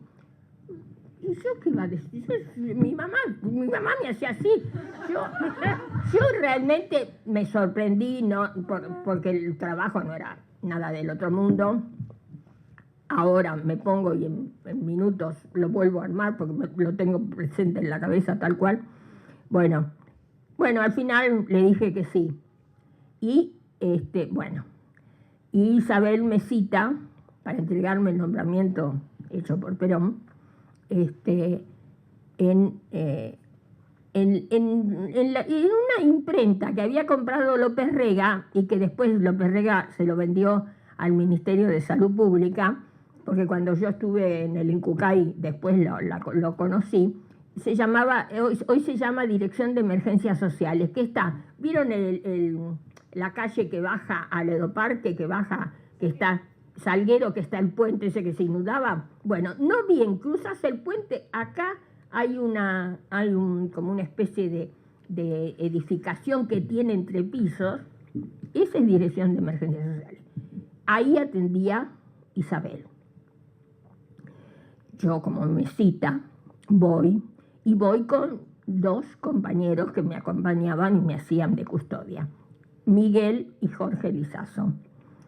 Vamos un día, imagínense, 28 de junio, era un frío, pero no como ahora, frío de aquellos, de lo que en esa época que había 5 grados bajo cero. Vamos en esa época era una imprenta, y me atiende un compañero, Bagni, que tenía un ojo medio desviado, bajito, chiquitito. Me dice, la señora está hablando con el general. Ah, bueno, está bien. Cuando termine, dígame, avíseme, dígale que yo vengo, que ella me citó, acá estoy. Sí, no hay problema. Pasó una hora.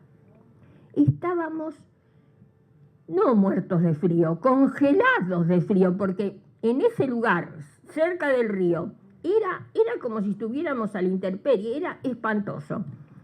Tanto es así que yo venía de trabajar, o sea que en esa época no se iba a trabajar en zapatillas, se íbamos con los tacos altos, bien vestidos.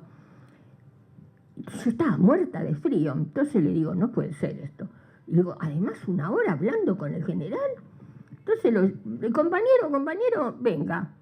Sí, ¿qué quiere, compañera? Le digo, discúlpeme, ¿no nos va a alcanzar toda la plata del movimiento para pagar la comunicación de la compañera con el general? Porque está hace una hora que está hablando. ¿Qué gasto vamos a hacer? ¿Qué gasto está haciendo? Y Barney me mira, pero me mira como quien mira a una pobrecita, allá una cosa que está tirada en el piso, me mira así y me dice, ¿y quién le dijo a usted que la compañera está hablando por teléfono? ¿Qué le digo? ¿Usted me está diciendo que la compañera Isabel no se comunica por teléfono con el general? Por supuesto que no, me dice. La compañera se conecta con el general. Ah, bueno, estamos bárbaros, le dije. ¿Sabe qué falta? Nos falta la lechuza en el hombro. Dígale a la compañera Isabel que voy a venir otro día, porque yo ahora en este momento estoy muerta de frío y me voy. Le dije, y dígale que me avise cuando no se comunique telepáticamente con el general. Me pegué media vuelta y me fui. Las compañeras se comunicaban telepáticamente con el general.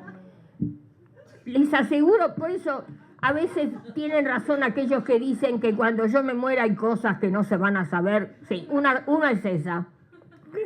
Esa me la tuve que bancar. De tener que esperar porque estaba comunicándose telepáticamente con el general. Y tanto es así que después me recibió en la casa del de las 300 corbatas, las Tiri, que vivía en un departamentito chiquitito así, en la calle, que es un edificio es un edificio gris en la calle Goyeneche, que está en Palermo donde está el jardín botánico.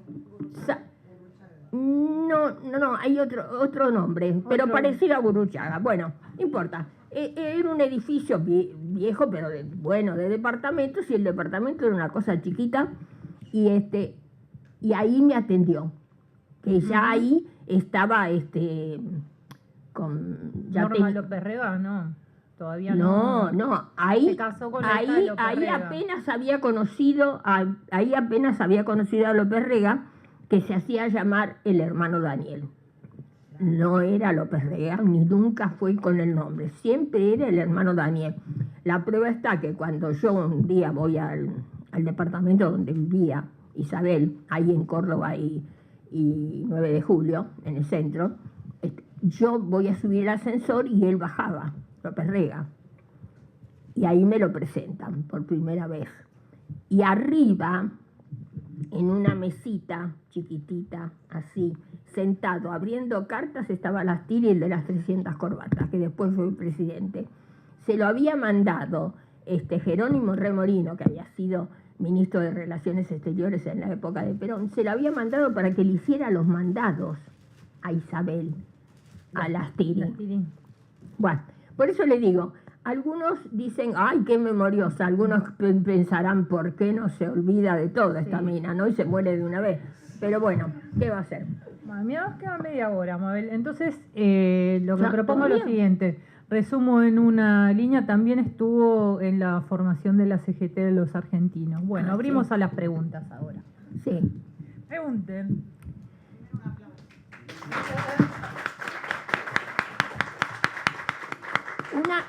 Unas palabras nada más de la CGT de los argentinos. La CGT,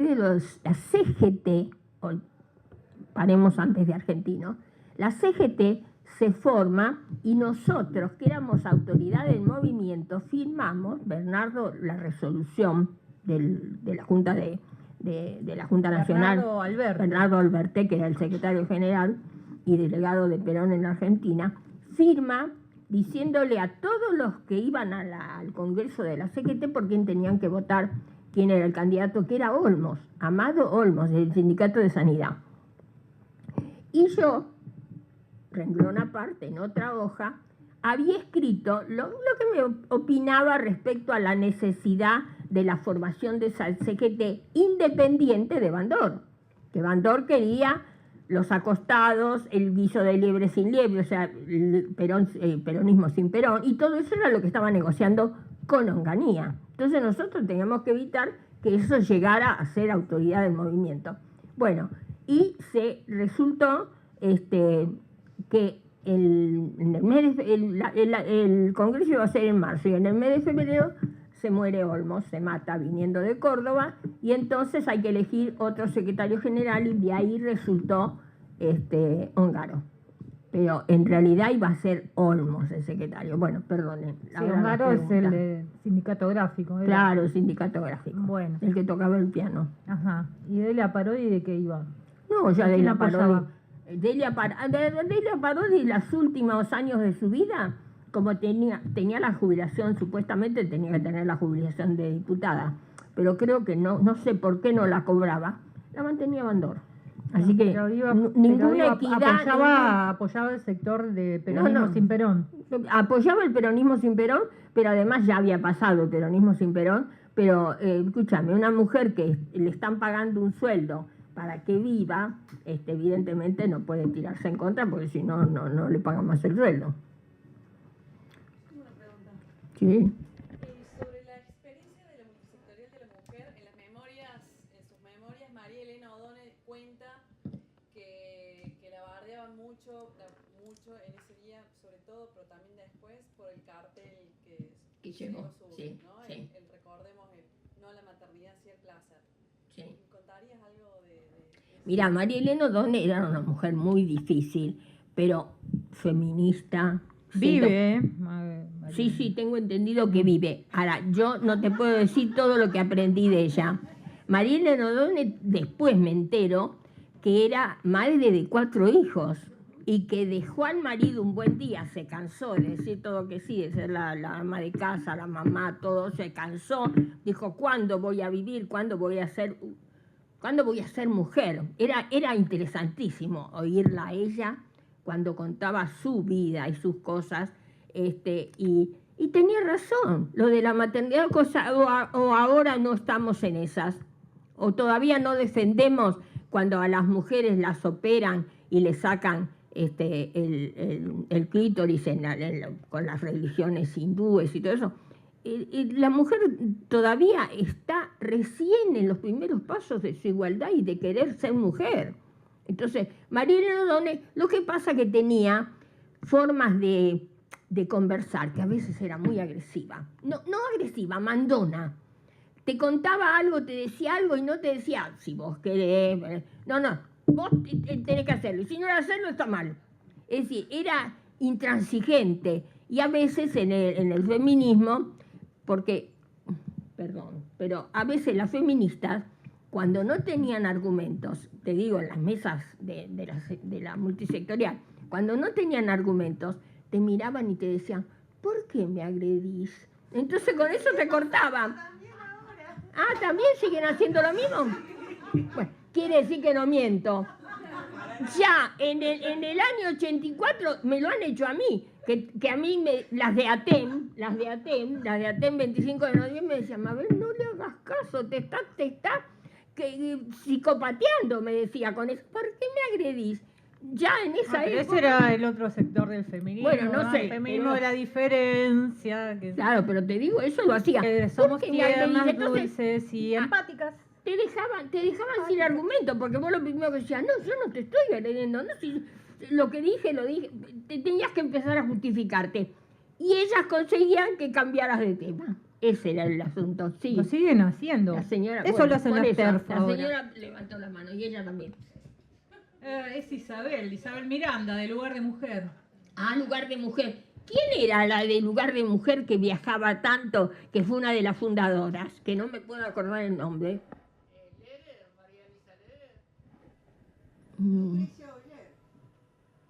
No, ninguno de esos dos nombres. Era una que inclusive había sido agregada en una embajada. Bien de comienzo es eso. Sí, sí, sí, era el Lugar de Mujer. Las que estaban en Corrientes y Pueyrredón, en ese edificio que tiene la Recoba abajo y arriba tenían las oficinas, ¿no es así? Sí, el de Baldomero Sí. Fernández Moreno, los 70 balcones Claro, sin ninguna flor. Exacto, exacto. Dime. Claro, pero perdóname, el otro día con el tema de los talibanes de najanos, comentaron que habían estado con intenciones de hacerle esa mutilación a las mujeres. Sí, no, son musulmanes. Ah, no, yo hablo de musulmanes, perdóname si dije mal. Sí. Musulmanes. Los de Bocana, los que están en Nigeria, el grupo ese Bucana no sé cuánto, ese también obliga a las niñas a ser operadas y mutiladas. Es una barbaridad. Bueno, perdón. No, está bien. Sí, ya levantó. ¿Cómo? ¿Quién? A ver, 1, 2, 3. ¿Quién empieza Vamos. de las tres? Bueno, ella levantó primero. Bueno, ¿quién? Sabri, vos sos Valeria y Chiqui. ¿Y a ella? Y a. Sí. Guía. Con la I nomás. Ia, sí. Bueno. No, al principio gracias por esto. Llegué tarde, perdón, estaba trabajando y apenas salí me vine para acá. No sé si por ahí hablaste del tema o no, pero sí, déjame preguntar. Sí, nos quedan 20. Quería preguntarte, como mujer, como militante, en esos años, ¿cómo te impactó la figura de Norma Rostito? Llevándola para otro lado, que no es justamente la empatía y la ternura, sino cómo era tomada la figura para las militantes. Una mina muy seria, muy respetuosa. Hay una anécdota de ella que viajaba vestida de monja en el tren y un día se da cuenta que tenía las uñas pintadas y tuvo que hacer así como monja, porque con monja con las uñas pintadas, no solamente una mina muy seria y muy respetuosa y muy inteligente, sino que era ella la jefa de todos los varones, cosa que en Montoneros nunca se dijo, pero para los que conocemos cómo funcionaba Montoneros, toda la ideóloga de Montoneros era Norma Rostito, una mujer muy inteligente. Yo la vi nada más, no tuve oportunidad de conversar o de intercambiar. Estábamos demasiado apurados viviendo y no haciendo otras cosas, que no tuve oportunidad. Pero sí sé que era una mujer muy inteligente y que era la que comandaba, cosa que nunca se dijo. Bueno, mi pregunta se conecta un poco con lo de la compañera porque te quiero preguntar por otra referente del peronismo de esos años, que es Alicia Guren, a quien mencionaste, ¿no? Oh. Y entonces, bueno, ¿cómo es la producción de ese documento, no? Porque ya tiene una producción previa en donde viene hilvanando estas ideas, pero también en tándem con Alicia, discutiéndolas y conversándolas. Y eso ya en el marco de la publicación Con Todo, ¿no? Que es una publicación que está un poco para las personas que se dedican a estudiar esos años como un poco apreciada, poco consultada, ¿no? Y Bueno. ahí hay muchas líneas que después se retoman en Montoneros y en otras obras, porque el peronismo de izquierda de los 70 no es solo Montoneros también, ¿no? Hay un montón de... No. Incluso antes de Lealtad. Estaban los de Alicia Guren, los de Caride, todos eran grupos distintos. Y además, esto que vos decías de la patria socialista, también los peronistas peleaban por la patria socialista, ¿no? Acá tenés una. Por eso te lo digo, entonces si nos querés compartir un poco de esas vivencias. Mirá, yo la conocí cuando ella era representante de los comandos de acción peronista, Alicia Guren. Cuando nosotros formamos la primera tendencia revolucionaria, que no es la de después de los 70, que no lo reconocían la anterior, ella venía a la reunión como una militante que, viste que nunca, yo no solamente la conocía por su militancia en el grupo, sino que Ana Macri, la que había estado en mi comando táctico cuando yo era delegada, que tenía 5 mujeres que me respaldaban como comando táctico, todas ellas la conocían a Alicia Guren de la época que había sido, de la cárcel, de la época que había sido diputada, y que era cuando estaba casada con el Catena, el primer marido. Después lo conoce a Cook. Evidentemente, Cook se va ay, por favor. ¿A Cuba?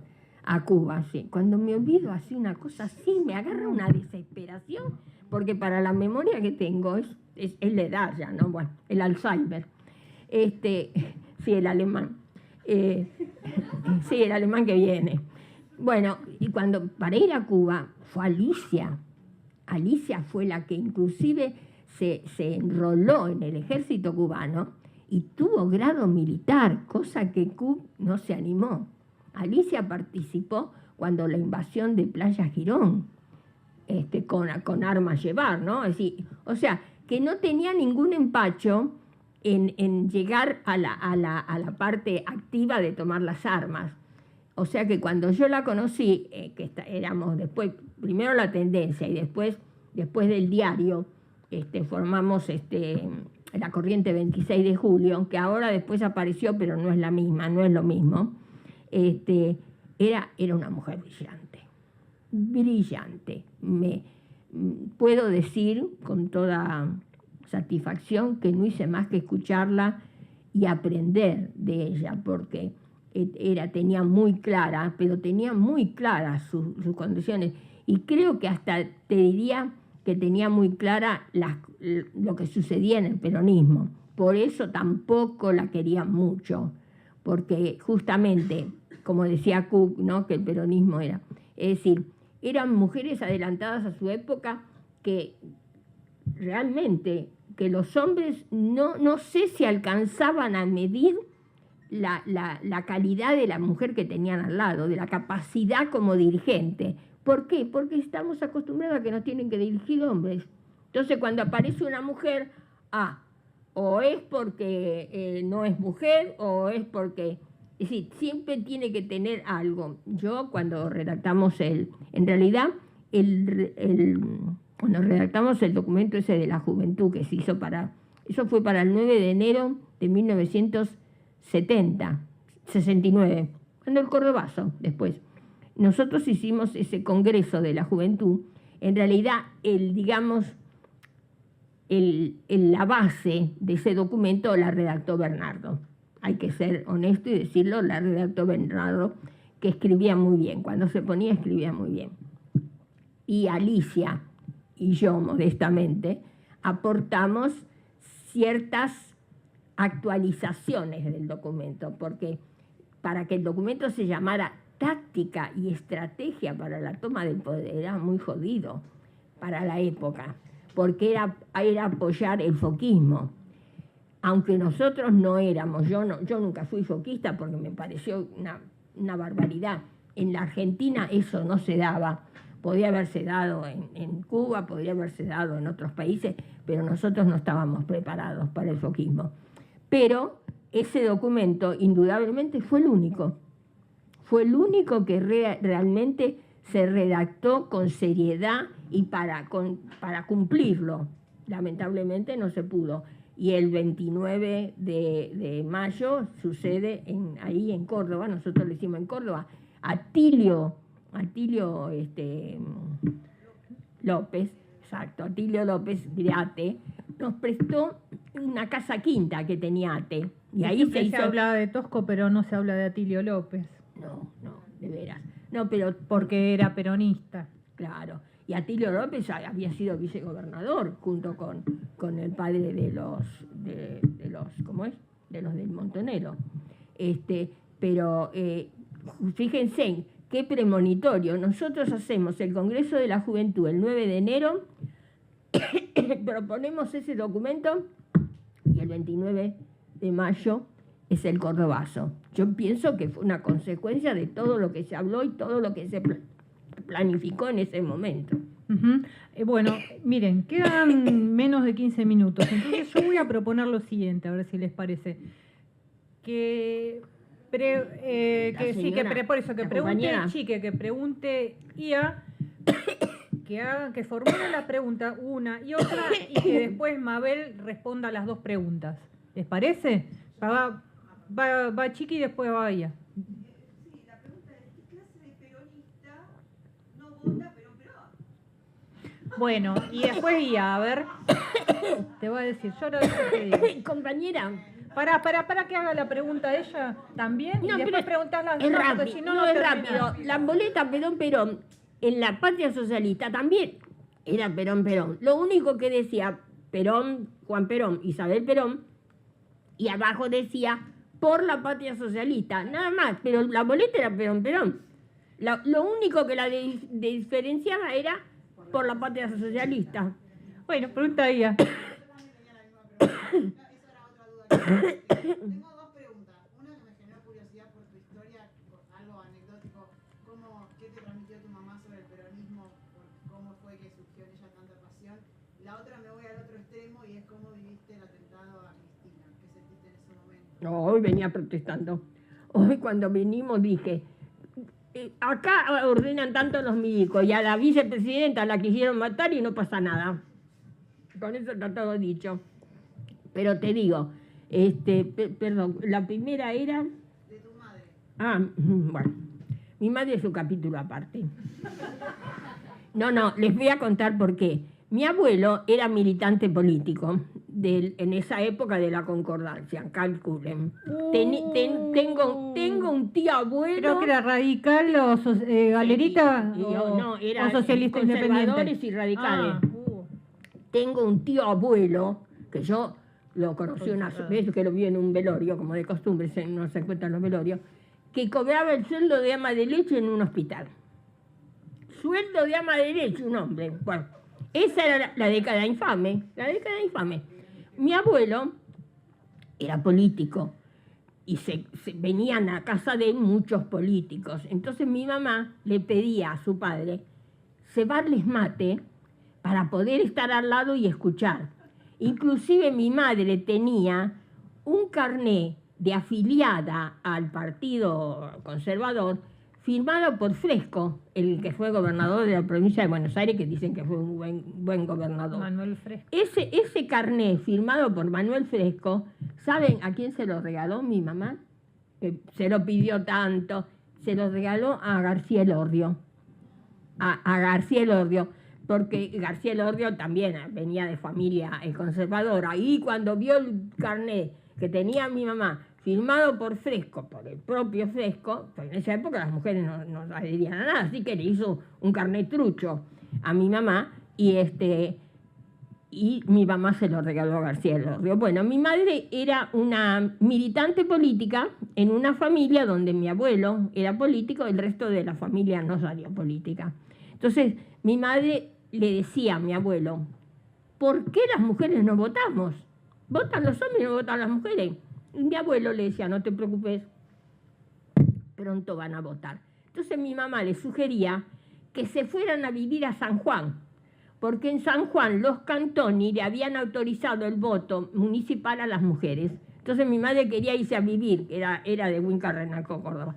Quería que mi abuelo se fuera toda la familia a vivir a San Juan para votar como votaban los cantones. O sea que yo viví la política desde que tengo uso de razón a través de mi mamá y de mi abuelo, que no hablaban de otra cosa que no fuera de política. Mi pobre padre, que era policía, decía, no, yo tengo que ser ajeno a todas esas cosas, no. Entonces, mi abuelo, para despertarme, venía a la puerta de mi habitación y me recitaba el Santos Vega, o el otro, el del gaucho que va al Teatro Colón. se sentaba porque sabía que escuchándolo recitar a la larga me levantaba, porque a mí no me gustaba levantarme temprano. O sea que mamé, yo digo que es una suerte, mamé la política desde que tenía uso de razón. Mi mamá y mi abuelo me educaron, me llenaron la cabeza de política.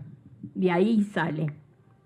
O sea, mi mamá fue una mujer que cuando yo fui delegada de la rama femenina, nosotros repartíamos un diario que hacía Pablo Vicente en Montevideo, que era de la Comisión Pro Retorno. Mi mamá, la encargué yo de la distribución del diario, siendo delegada. Mi madre repartía 4.000 ejemplares semanales. No solo los repartía, sino que los cobraba, porque tenía que juntar el dinero para dárselo a este hombre, a Vicente, para que siguiera editando el diario. O sea que como integrante de la rama femenina, siendo mi mamá a cargo de los diarios, conseguía que las mujeres se llevaran 4.000 diarios, mujeres todas militantes, y se los rindieran para volver a girar el dinero. O sea que era una militante furiosa. La verdad que con los diarios no pude haberla puesto en mejor lugar, porque yo creo que fue la única que logró vender 4.000 diarios en política y cobrarlos. Iba a decir una chicana. Lo que se perdió el trotskismo. Se perdió la militante. No hablemos mucho, porque cuando yo estudiaba ciencias políticas venía y le contaba a mi mamá todo lo que leía, todo lo que veía. Le decía a mi mamá, ¿ves? Todo esto las monjas no me los enseñaron. ¿Ves? Me enseñaron la mitad de la biblioteca, la otra mitad de la biblioteca la tengo que aprender ahora. Y mi madre entonces le contaba El Capital, le contaba todo lo que leía, ¿no? ¿Para qué? Mi vieja me decía, tráeme el librito. No me lo contés, tráeme el libro, me decía. Así que yo iba a Eudeva, compraba los libritos esos chiquitos de Eudeva y se los traía los libros de, ¿cómo se llama? El que estaba de socio de Marx. Engels. Le compraba los libros de Engels. Así mi vieja se leyó todos los libros de Engels. Bueno, era peligrosa. Si hubiera sido más joven, realmente hubiera sido una extraordinaria militante, porque leía, porque se informaba, porque le gustaba, porque a los 12 años ponerse a cebar mate para escuchar lo que hablaban dos dirigentes políticos, que me perdone mi mamá, pero que hablarían cualquier pavada, porque en esa época, y sí, escúchame, si un tío abuelo cobraba el sueldo de ama de leche en un hospital, imagínate todas las cosas malas que escucharía, ¿no? Y bueno, a mi mamá, a quien odiaba era Palacios. A Palacios, porque cuando vino un día a hablar con mi abuelo le quiso tocar el culo. Cambio, era jovencita. Y el viejo pasó y tiró la mano y mi mamá se le dio vuelta, no sé qué cuántas cosas le dijo, así que no le hablaras de Palacios, porque mi madre decía, es un viejo, ¿no? Es un viejo maldito. Sí, hoy estaría escrachado. Y eso era abuso, quererle tocar el culo era abuso. Claro, perdóname, claro que sí. Inclusive te digo, en la Revolución Libertadora lo nombraron embajador en Uruguay, a Palacios. Así que lo premiaron. Bueno, ¿qué otra pregunta? Nos faltan 5 minutos. A ver. Soy Karina, soy de Formosa. Imagínense lo que me vengo acá a desayunar, porque es increíble todas estas vivencias que nosotros nos perdemos. Nosotros sabemos muy poco de la historia argentina. Imagínense, o sea, si acá se está hablando de patriarcado, uno viene y ve un montón de cosas. En realidad yo soy una rebelde como vos, desde cuna, y es muy difícil en una provincia donde en cada espacio de mujer tenés que negociar ciertas cosas con un hombre. Así es, Muy machista, que no te da posibilidad, y da mucha rabia, da mucha bronca. Y yo te quería preguntar algo, porque esto es tremendo. sé que se vienen cambios. Y yo sé que en cada lugar hay una mujer queriendo hacer ese cambio. No tengo es duda. fácil, no es fácil. Hay que encontrarla. Porque sos la que nunca un hombre te pudo corregir, porque sos, efectivamente tu papá tampoco te pudo manejar, por eso tenés esas ideas locas. Entonces digo... Eso, perdóname, eso en el mejor de los casos. Porque si no te tildan de cosas peores. Bueno, que vos te acostás con alguien. Exacto. Por eso estás ahí. Perdóname, a mí en cuanto fui nombrada delegada, como tenía las 5 mujeres que iban a todos lados conmigo, mandaron cartas de anónimas diciendo que era tortillera, así directamente. Evita Rivera sería tortillera. Perdón, todavía, bueno, ahora doné toda mi documentación al Congreso, pero todavía en la documentación que yo tengo deben estar los anónimos, donde a mí me acusaban de tortillera, porque no iba más que rodeada de mujeres. ¿Están impresos los anónimos, Mabel? Pero están dibujados, están dibujados una mujer, ¿sabés cómo era? ¿No Una le sacaste mujer, foto con el una mujer, celular? pero no existía en esa época. Bueno, es lo que te duele. A mí me duele, yo vengo acá a Buenos Aires y a mí me duele porque esta libertad no hay en Formosa. No, claro que no. Las chicas trans se prostituyen en nuestras narices, pero no las vemos, no hay que hablar de eso.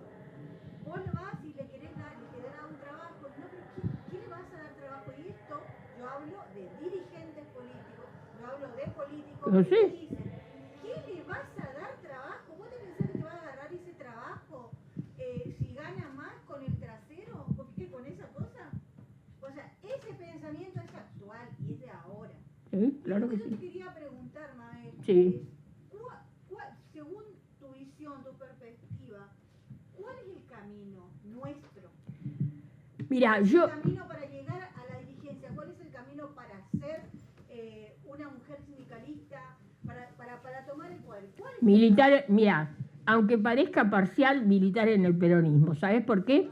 Porque es el único partido que más o menos le da representatividad a las mujeres y les da cabida. Pero esa cabida tiene que terminarse de que antes y ahora, las mujeres solo servimos para barrer la unidad básica y hacer las empanadas los 9 de julio. Entonces, yo digo el peronismo porque los otros partidos, queridos, el radical le dice a Alfonsín, a las mujeres radicales, vayan y aliénse con las mujeres peronistas, que ya están más acostumbradas a militar y a luchar contra los hombres. Y Alfonsín se lo dice a las mujeres cuando vienen para la multisectorial. Así que, ¿te imaginas que es, pese a todo, lo que pasa que, seamos honestas, en este momento el peronismo no está cumpliendo esos papeles, pero no está cumpliendo esos papeles porque faltan mujeres, porque una sola mujer no puede hacer todo. Eso es en cada lugar. Y eso... a mí, Mabel? ¿Eh? Que me duele, yo soy peronista de cuna, yo tengo 47 años. Mi mamá me llevaba... Sos una nena. Mi mamá me llevaba a la unidad básica. Yo iba con él, bueno, ahí empecé, dije, no, este es el camino para cambiar algo. ¿Y sabes qué me duele a mí? Que yo siento que hay en Formosa, que es lo que yo conozco, hay muchos personas que están disfrazadas de peronistas. Claro. Eso me duele. Me duele porque mientras eso siga pasando... Claro, porque quieren ocupar los lugares. Escúchame, quieren ocupar lugares, quieren conseguirse el sueldito y no se dan cuenta todo lo que pierde el movimiento peronista y el peronismo como partido, pierde de defensa del pueblo, de defensa... ¿El peronismo de qué se jactó? De defender al trabajador, de defender a las mujeres, a los ancianos. ¿Y qué se está cumpliendo todo 100%? No. Entonces tenemos que luchar para que eso se vuelva atrás y se vuelva otra vez a las condiciones del peronismo primitivo. Acá tenemos que luchar por la defensa de las mujeres, que somos el 52% del padrón. No, de nada. Perdón. Mujeres, lesbianas, travestis, trans, no binarias, bisexuales LGTBI. e intersexuales. también. Y lo que venga, porque todavía Sí, no porque todavía no sabemos cómo termina. No. Perdónenme, en una asamblea peronista, de mujeres peronistas de políticas, yo dije nada más ni nada menos que en una oportunidad, por razones X, tuve que hacerme un aborto. Ustedes no saben el silencio que se hizo en esa reunión y las mujeres no sabían qué decirme, porque no sabían si decirme, ¿estamos de acuerdo? ¿Cómo quedar bien? Si diciéndome que estaban de acuerdo o diciéndome... Y entonces yo les dije, no se sientan comprometidas a contestar. Yo lo digo porque tengo absoluta libertad como mujer para decirlo. Ojalá algún día todas ustedes tengan la misma libertad que tengo yo para poder decirlo. Además está decirle que ahí empezó una, empezó la otra, resulta que todas sabíamos, no todas, pero gran mayoría había pasado por el tema. Pero no se atreven a decirlo. ¿Por qué? ¿Por qué tenemos miedo? Es nuestro cuerpo. Nosotros decidimos sobre nuestro cuerpo. A mí no me va a venir a decir nadie si yo tengo que tener un bebé, como lo tengo que tener. Yo no tuve hijos. Pero no por eso voy a ser menos mujer o voy a comprender menos a las mujeres. De ninguna manera. Tuve un bebé y se murió al nacer en el año 76. Pero, ¿te parece todo lo que rima? Pero, sí, 26, 76. Pero bueno, después no intenté tener nunca, porque consideré que dada mi vida y cómo yo la he vivido y perseguida y con la captura recomendada, ¿qué vida le iba a dar a un bebé, a un hijo? Y para tener un bebé, y como me dijo una vez mi mamá, no, pero tenelo, yo te lo crío. Claro, encantada, imagínate, mi mamá me lo cría. Pero si es mi hijo, lo crío yo, no mi mamá. Entonces, como no pude tenerlos, como no podía educarlos y estar como debía estar, no los tuve. Y considero que tomé una decisión correcta. Ya bastante problema tenía conmigo misma que como tener pobrecito llevarlo a un hijo. Imagínate un hijo mío. Claro, tener una madre militante es difícil, es como para un hijo tener, qué sé yo, padre. Si te sale gorila, ¿qué haces? Ah, bueno, me muero, ¿viste? Es como el chiste ese que dice, mamá, me voy a casar con una de paisana. Ay, sí, hijo, está bien. ¿Qué vas a hacer? Y ahora cuelgo y me muero. Yo cuelgo y me muero. No podría, de ninguna manera. Yo tenía una amiga que lamentablemente falleció de cáncer de mama, Alejandra, que un día me dijo, Mabel, yo pagaría por saber o verte dentro de, qué sé yo, 10, 15 años, mamá de un chico o de una chica, y ver cómo lo criaste. Yo sacaría balcones para ver cómo era. Y no sé cómo va a ser, le dije, pero lo primero que va a hacer es como yo, libre, tomar sus decisiones, como me dijeron a mí hace 12 años. Tenés 12 años, fuiste educada, ya podés saber cómo tenés que tomar las decisiones. Y así lo hice desde esa época. A los 14 ya militaba, salía a pegar y a pintar los carteles en Vicente López.